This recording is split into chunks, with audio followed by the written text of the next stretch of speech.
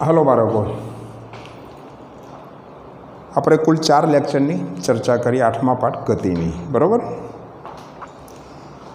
પ્રથમ લેક્ચરમાં શું ચર્ચા કરી હતી? તો ગતિ, જુદા જુદા પ્રકારની ગતિઓ, પછી ગતિ સાપેક્ષ છે, સ્થાન સાપેક્ષ છે, નિયમિત ગતિ અને અનિયમિત ગતિ, બરાબર। પછી બીજા લેક્ચરમાં આપણે પહેલાં ઝડપ, વેગ, પ્રવેગની ચર્ચા કરી, બરાબર। પછી પ્રવેગી ગતિ, પ્રતિપ્રવેગીની ચર્ચા કરી। ત્યાર પછી આપણે પછીના લેક્ચરમાં પહેલાં આલેખ વિશે ગતિ કરી હતી, બરાબર। આજે આપણે આલેખ વિશે જ ચર્ચા કરવી છે, પણ આજે આલેખોના ઉપયોગોની ચર્ચા કરવાની છે। આજે સૌથી પહેલાં અંતર વિરુદ્ધ સમયના આલેખના ઉપયોગોની ચર્ચા કરવાની છે। ધ્યાન આપજો બેટા। આ પ્રશ્ન અને આના પછીનો પ્રશ્ન, હવે ટૂંકમાં 3 ને 2 5 પ્રશ્નો આપણે આ પાઠમાં બાકી છે। એ 5 પ્રશ્નો છે એ ખૂબ જ અગત્યના પ્રશ્નો। સૌથી પહેલાં તો અંતર વિરુદ્ધ સમયના આલેખના ઉપયોગો। અંતર વિરુદ્ધ સમયના આલેખના ઉપયોગોમાં પહેલો ઉપયોગ, અંતર વિરુદ્ધ સમયના આલેખ પરથી પદાર્થ નિયમિત ગતિ કરે છે કે અનિયમિત ગતિ કરે છે એવું જાણી શકાય। એનો મતલબ શું થયો બેટા? કે અંતર વિરુદ્ધ સમયના આલેખ પરથી ગતિનો પ્રકાર, એટલે કે પદાર્થ નિયમિત ગતિ કરે છે કે અનિયમિત ગતિ કરે છે તે જાણી શકાય, બરાબર। તમારે લખવાનું શું બેટા? કે અંતર વિરુદ્ધ સમયના આલેખ પરથી પદાર્થની ગતિનો પ્રકાર, એટલે કે પદાર્થ નિયમિત ગતિ કરે છે કે અનિયમિત ગતિ કરે છે તે જાણી શકાય। હું તમને સમજાવું કે જો નિયમિત ગતિ કરતો હોય તો આલેખ કેવો મળે? તો નિયમિત ગતિ કરતો હોય તો પદાર્થ અંતર વિરુદ્ધ સમયનો આલેખ છે ને એ આવો મળે। જો અનિયમિત ગતિ કરતો હોય ને તો આવો આલેખ મળે। ક્લિયર? અંતર વિરુદ્ધ સમયના આલેખ પરથી જો આવો આલેખ મળે તો એ નિયમિત ગતિ કરે છે એમ કહેવાય, અને આવો આલેખ મળે તો એ અનિયમિત ગતિ કરે છે એમ કહેવાય। બોલો, ક્લિયર? તો સૌથી પહેલાં તમારે લખવાનું છે, કોઈ આકૃતિ દોરવાની નથી, બરાબર। ફરીવાર, અંતર વિરુદ્ધ સમયના આલેખ પરથી પદાર્થની ગતિનો પ્રકાર, એટલે કે પદાર્થ નિયમિત ગતિ કરે છે કે અનિયમિત ગતિ કરે છે તે જાણી શકાય, બરાબર। નંબર 1। નંબર 2, દાખલા તરીકે અંતર વિરુદ્ધ સમયનો આલેખ છે,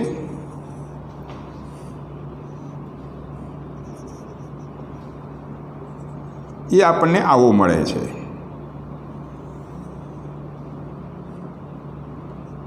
અહીં 10 kilometre, 20 kilometre, 30 kilometre, 40 kilometre, 50 kilometre, બરાબર, એવો સમય એવા અંતર આપેલા છે। દાખલા તરીકે અહીં 12 વાગ્યા છે, અહીં 12:30 થઈ છે, અહીં દાખલા તરીકે 1 વાગ્યો છે, અહીં 1:30 થઈ છે, દાખલા તરીકે અહીં 2 વાગ્યા છે, બરાબર। સમયગાળો આપણને 12 થી 2નો આપેલો છે।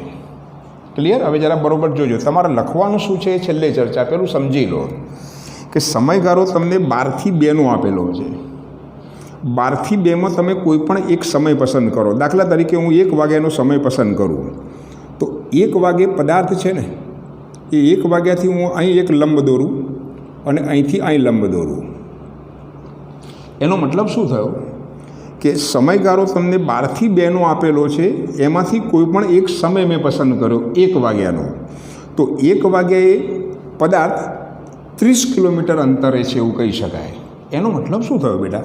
કે તમારે જે લખવાનું છે ને એ બરાબર ધ્યાન આપજો કે અંતર વિરુદ્ધ સમયના આલેખ પરથી આપેલ સમયગાળાના કોઈ પણ સમયે પદાર્થ ક્યાં પહોંચ્યો હશે અને કેટલા વાગે પહોંચ્યો હશે એની માહિતી મળે। ક્યારે અને કયા સ્થાને હશે, બરાબર, એની જાણકારી મળે। ફરીવાર તમારે લખવાનું શું છે? કે અંતર વિરુદ્ધ સમયના આલેખ પરથી આપેલ સમયગાળાના કોઈ પણ સમયે ગતિ કરતો જે પદાર્થ છે એ પદાર્થ ક્યારે અને કયા સ્થાને પહોંચ્યો હશે. એનો મતલબ શું થયો બેટા કે સમયગાળો આપણને 12 થી 2 આપેલો છે, એમાં 1 વાગે એ ગતિની શરૂઆત પછી 30 કિલોમીટર અંતરે પહોંચ્યો છે એવી આપણને ખબર પડે છે. તમારે કોઈ આકૃતિ દોરવાની નથી, ખાસ ધ્યાન રાખજો બેટા. આકૃતિ તો હું તમને સમજાવવા માટે દોરું છું.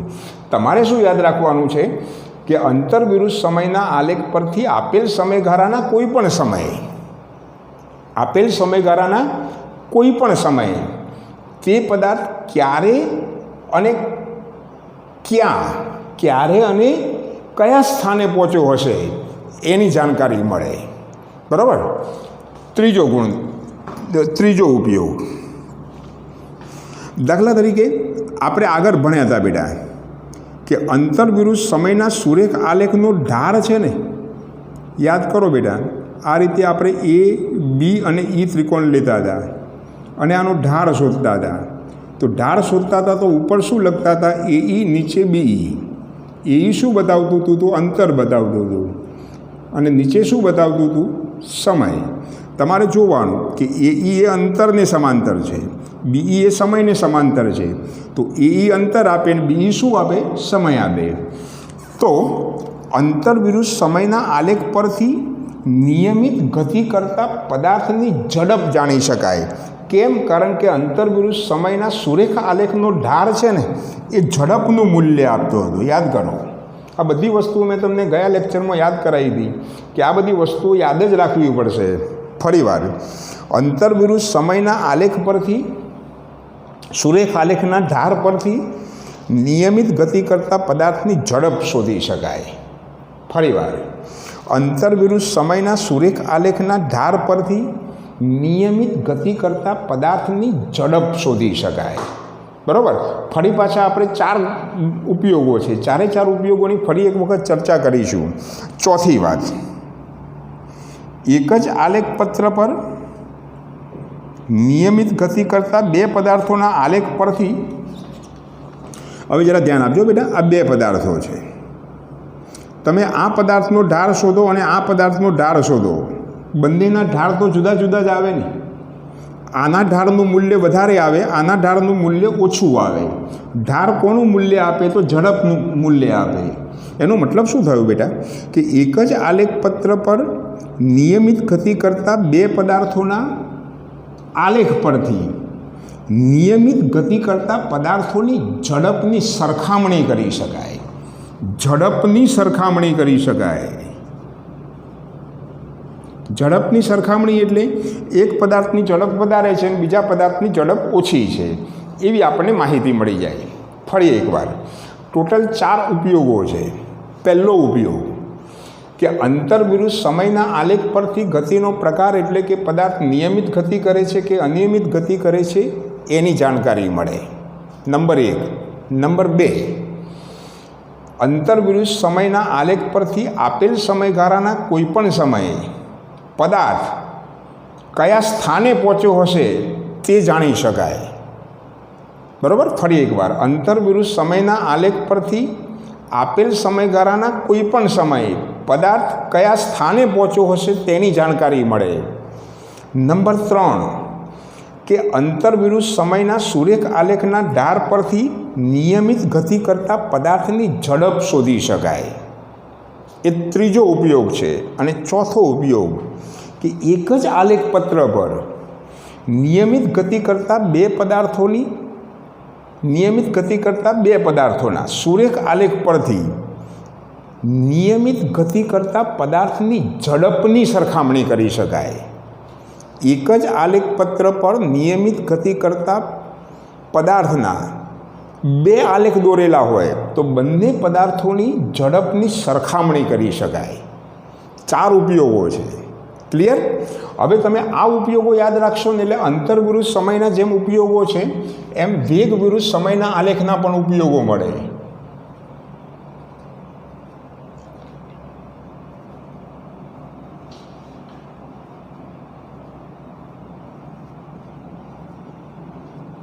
એક જ ઉપયોગમાં ફેરફાર. ચલો, આનો પહેલો ઉપયોગ જે હતો ને એ જ ઉપયોગ, પદાર્થની ગતિનો પ્રકાર નક્કી કરી શકાય. હવે 2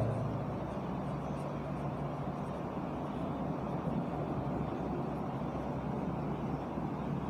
એટલે કે પદાર્થ નિયમિત ગતિ કરે છે કે અનિયમિત ગતિ કરે છે તે જાણી શકાય. કોના આલેખ પરથી?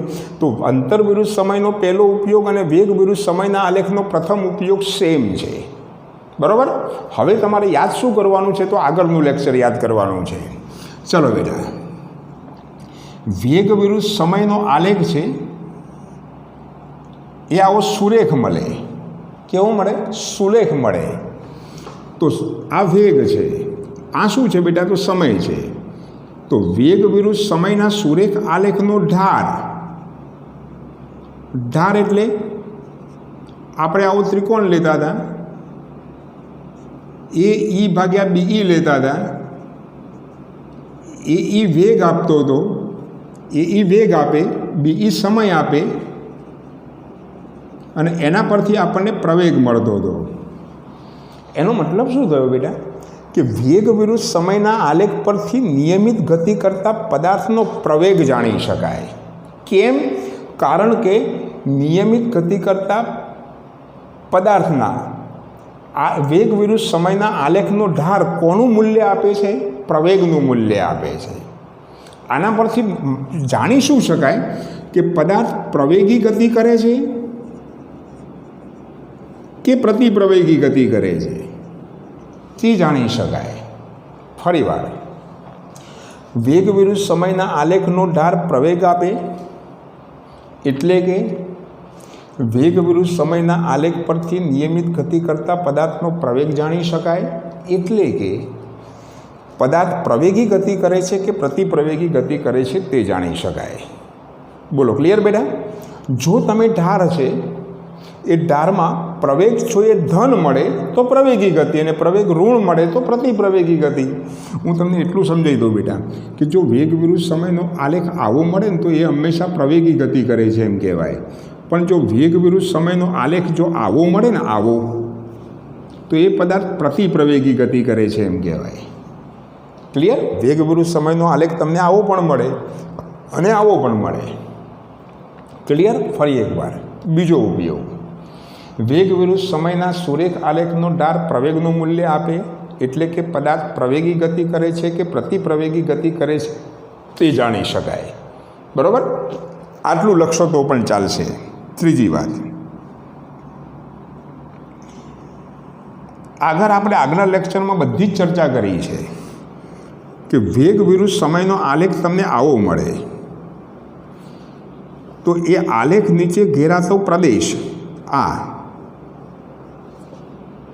તો આ પ્રદેશનું ક્ષેત્રફળ શાનું મૂલ્ય આપતું હતું? તો એ આપેલ સમયગાળા દરમિયાન પદાર્થે કાપેલું, આપેલ સમયગાળા દરમિયાન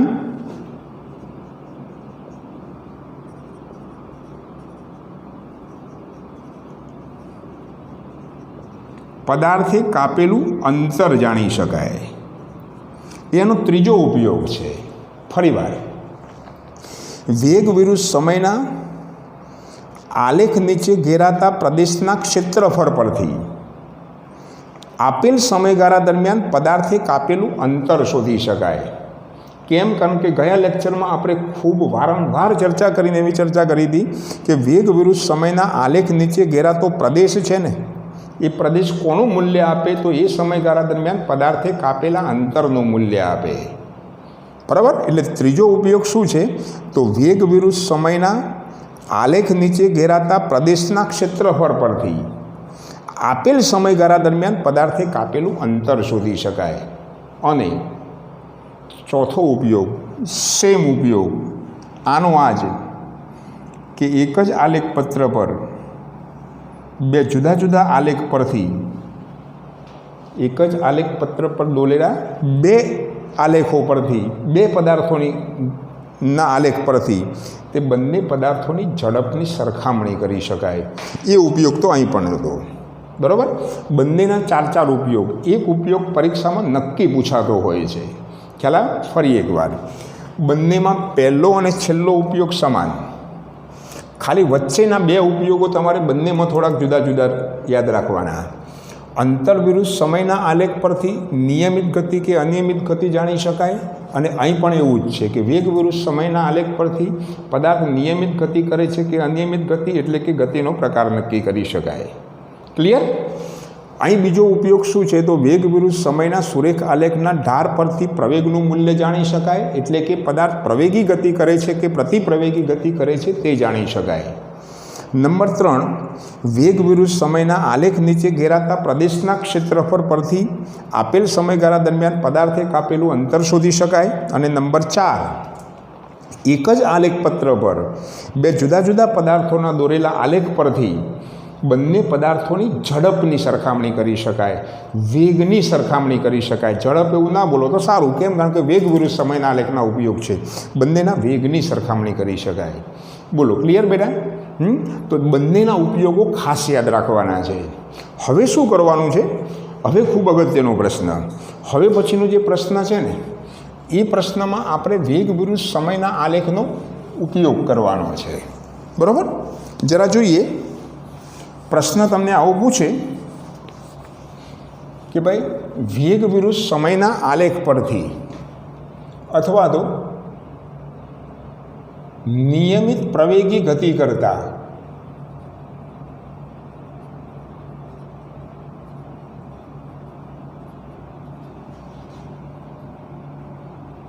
પદાર્થ માટે વેગ અને સમય નો સંબંધ દર્શાવતું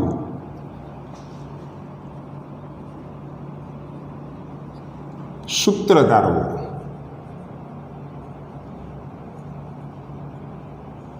અથવા આવું ન પૂછાય ને બેટા તો આવું પૂછાય કે નિયમિત પ્રવેગી ગતિ માટે v બરાબર u પ્લસ at સૂત્ર ધારવો.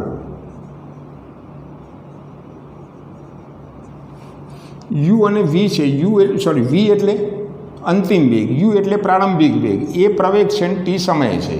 તો v બરાબર u પ્લસ at સૂત્ર તારવો, આવો પ્રશ્ન પૂછાય. બરાબર? તો અહીં જરા જોજો બેટા, આપણે શું કરવાનું છે. આપણે એક વેગ વિરુદ્ધ સમયનો આલેખ લેવાનો છે.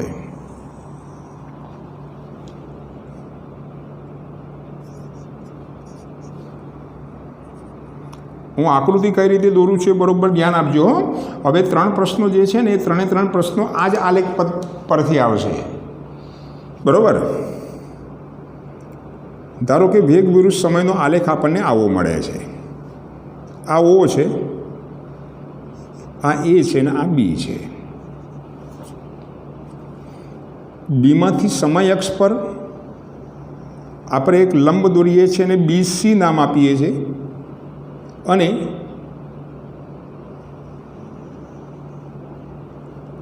અહીં જે નામ આપીએ છીએ ને BE નામ આપીએ છીએ. ધારો કે અહીં અહીંથી આપણે એક લંબ દોરીને આ કાટકોણ ત્રિકોણ પૂરો કરીએ. આને નામ આપીએ AD. ચલો, ધારો કે અહીં જ્યારે એ ગતિનો પ્રારંભ કરે છે ત્યારે એનો વેગ u છે, એટલે ઓથી માંડીને એ સુધીનો ભાગ છે ને એને u વડે દર્શાવાય. ધારો કે અહીંથી માંડીને અહીં સુધીનો સમયગાળો સ્મોલ t છે. આ પદાર્થ એ જેટલા નિયમિત પ્રવેગથી ગતિ કરે છે આ બાજુએ t સમયના અંતે, એટલે કે અહીંથી માંડીને અહીં સુધીનો સમયગાળો t છે. બરાબર? ચલો, તો t સમયગાળાના અંતે એ ક્યાં પહોંચે છે તો b બિંદુએ. b બિંદુએ ધારો કે એનો અંતિમ વેગ v છે. તો અંતિમ વેગ એટલે કયો તો OE થાય. ફરી વાર આકૃતિમાં દર્શાવ્યા મુજબ એ જેટલા નિયમિત પ્રવેગથી ગતિ કરતા પદાર્થનો વેગ વિરુદ્ધ સમયનો આલેખ દર્શાવ્યો છે. બાજુની આકૃતિમાં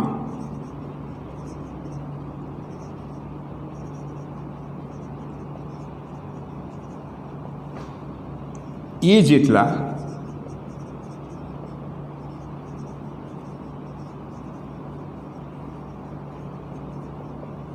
નિયમિત પ્રવેગથી ગતિ કરતા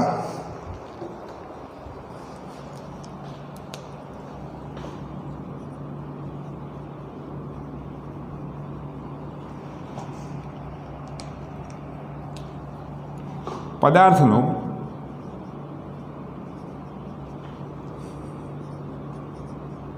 વેગ વિરુદ્ધ સમયનો આલેખ દર્શાવ્યો છે.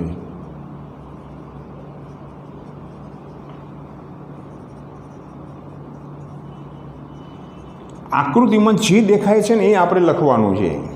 બરાબર. બીજી વાત, અહીં તમારે આકૃતિમાં જો અમે તમને સમજાવ્યું, ફરી એક વખત જરા જોઈ લઈએ કે ધારો કે એ પદાર્થનો પ્રારંભિક વેગ u છે.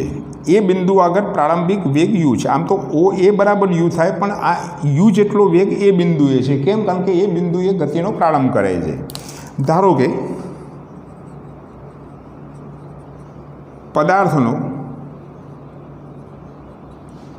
એ બિંદુએ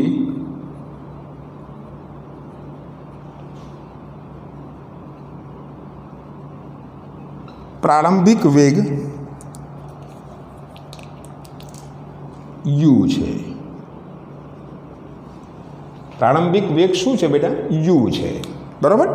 હવે તમારે જોવાનું કે ટી સમયના અંતે, ટી સમય એટલે ઓસી એટલે ટી સમય થયો. ચલો બેટા, તો ટી સમયના અંતે ગતિ કરીને ક્યાં આવી જાય છે? તો બી બિંદુએ. તો બી બિંદુએ એટલે કે બી અને ઈ બિંદુ બંને સરખા અંતરે છે, એટલે બી બિંદુ અથવા તો ઈ બિંદુએ એનો અંતિમ વેગ ઈ છે. ફરીવાર શું લખીશું? એ બિંદુએ પ્રારંભિક વેગ u છે. ટી સમયના અંતે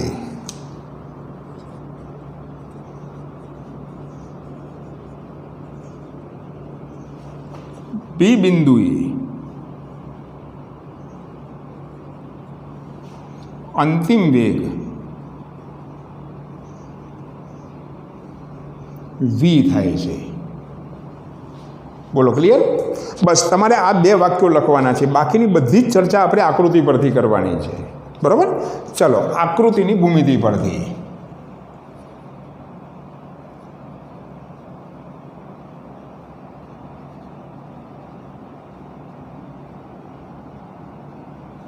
જોઈ લેવાનું. ચાલો બેટા, ઓ એ શું બતાવે છે? તો પ્રારંભિક વેગ બતાવે છે. ઓ એ શું બતાવે છે? પ્રારંભિક વેગ. જુઓ બેટા, એ બિંદુ એ પ્રારંભિક વેગ u છે, તો ઓથી એ સુધીનું વેગ u થયો ને, તો આપણે લખવાનું આકૃતિની ભૂમિતિ પરથી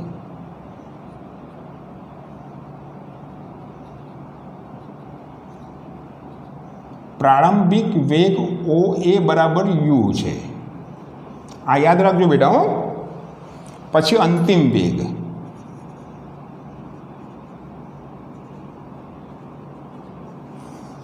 હવે તમે જરા અહીં જુઓ બેટા, જેટલો ઓએ હોય એટલો જ સીડી છે ને, એટલે ઓએ બરાબર યુ હોય ને તો સીડી બરાબર પણ યુ જ લેવાય. એટલે આપણે શું કરીએ, અહીં ઓએ બરાબર સીડી બરાબર યુ છે એવું લખીએ. હવે અંતિમ વેગ જુઓ.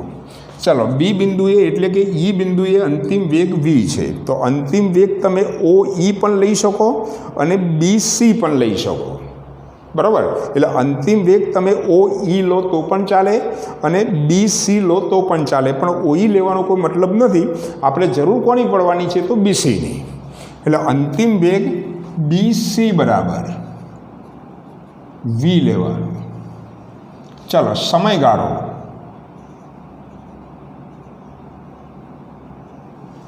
સમયગાળો જોઈ લો. સમયગાળો એટલે ઓસી. સમયગાળો એટલે કયો બેટા? તો ઓસી. તો ઓસી કેટલો છે? તો ટી છે. તો સમયગાળો ઓસી બરાબર ટી છે. ફરી એક વખત બરોબર યાદ રાખો બેટા.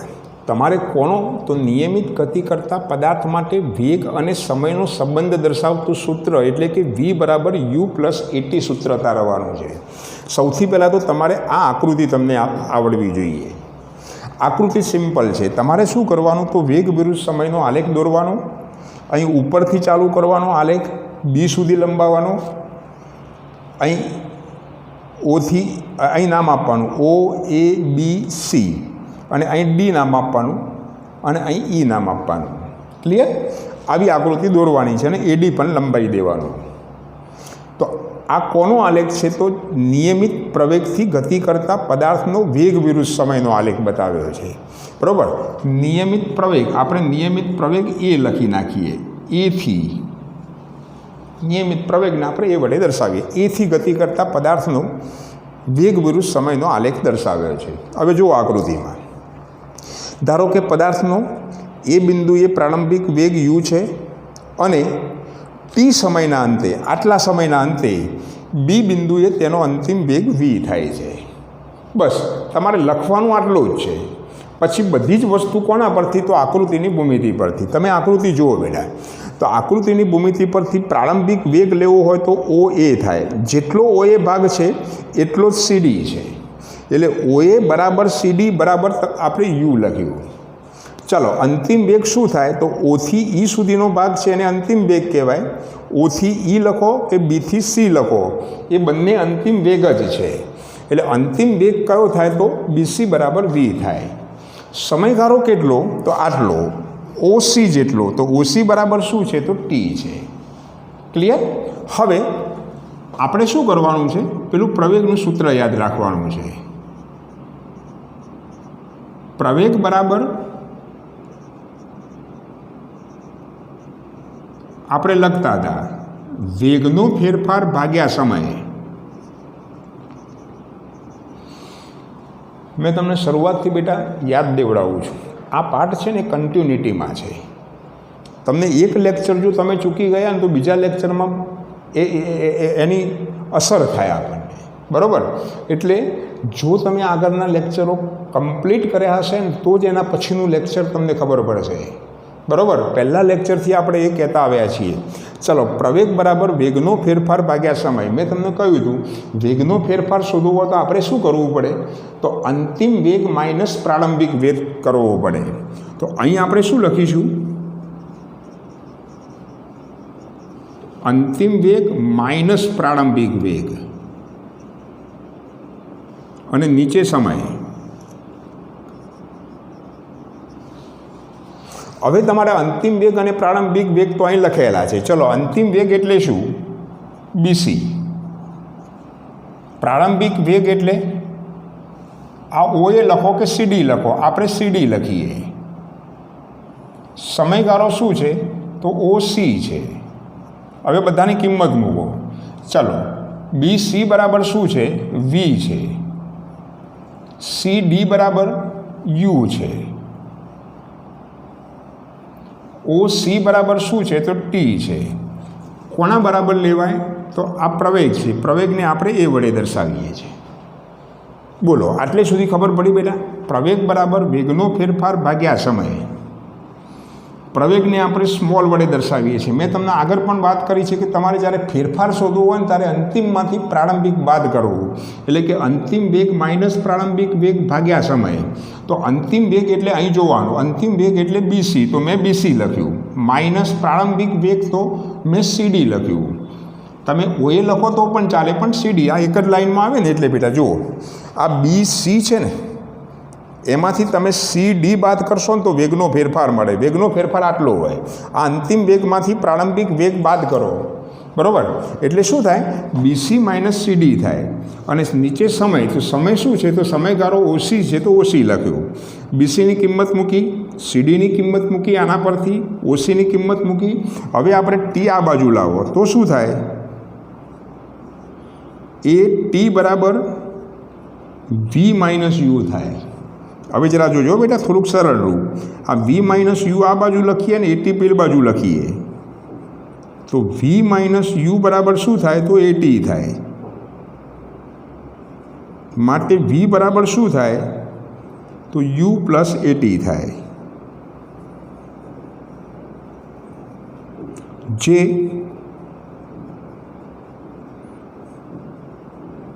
માગેલ સૂત્ર છે. બોલો, ક્લિયર બેટા? આપણે એ સૂત્ર મેળવવાનું હતું. જો વી બરાબર યુ પ્લસ એટી. બરાબર ને? વારંવાર લખીને કરજો તૈયાર. જો ન આવડે તો 5-5, 10-10 વખત લખવું હોય તો પણ તૈયાર કરજો. બધા જ પ્રશ્નો ખૂબ જ અગત્યના છે. આજે આપણે 3 પ્રશ્નોની ચર્ચા કરી. અંતર વિરુદ્ધ સમયના આલેખના ઉપયોગો, વેગ વિરુદ્ધ સમયના આલેખના ઉપયોગો અને વેગ વિરુદ્ધ સમયના આલેખ પરથી નિયમિત પ્રવેગી ગતિ કરતા પદાર્થ માટે વેગ અને સમયનો સંબંધ દર્શાવતું સૂત્ર, એટલે કે v બરાબર u પ્લસ at સૂત્ર તારવ્યું. બરાબર. તમારે આ આલેખ જોવાનો, આલેખની બાજુમાં ચર્ચા કરી છે એ લખવી પડે. ત્યાર પછી બધી જ વસ્તુઓ ગાણિતિક સમજૂતી છે. બરાબર. વારંવાર લેક્ચર જોવાનું, લેક્ચરનો અભ્યાસ કરવાનો પૂરેપૂરો. બરાબર. અને લખીને જ તૈયાર કરવું પડશે આ રીતે.